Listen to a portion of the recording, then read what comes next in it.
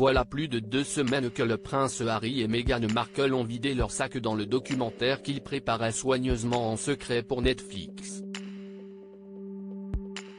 De leurs premières sorties ensemble à leur premier voyage en passant par la présentation à la reine Elisabeth II et au reste de la famille, au mariage et au début de l'enfer pour la duchesse, les révélations se sont multipliées et pas toujours pour annoncer de bonnes nouvelles.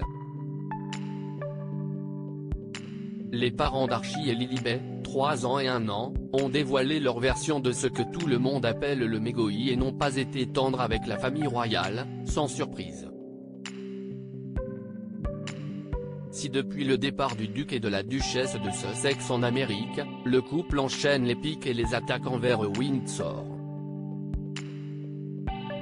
Les retrouvailles pas vraiment prévues pour les funérailles de la reine Elisabeth II ont été scrutées de très près.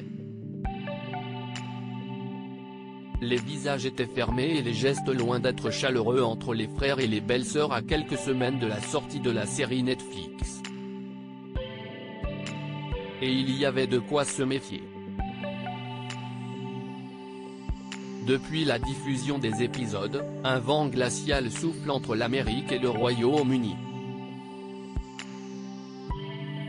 Kate Middleton en serait la première affectée.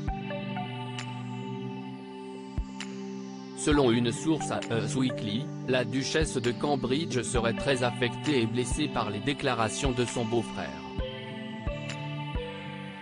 Elle, dont la complicité avec Harry ne faisait aucun doute, aurait le sentiment d'avoir été trahie par ce complice de toujours.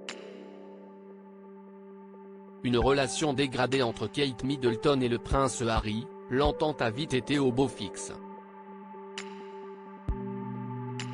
Présente dans la vie de William depuis de longues années, le duc de Sussex avait trouvé en Kate une amie et une confidente indispensable.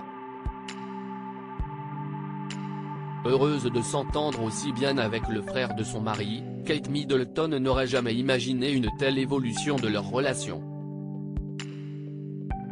Désormais, le fossé est bien creusé entre Meghan Markle, le prince Harry et le reste de la famille. Malgré tout, le roi Charles III a bel et bien l'intention de convier le couple et les enfants à son couronnement en mai prochain. Une présence encore incertaine étant donné que la cérémonie se déroulera le jour des 4 ans d'Archie.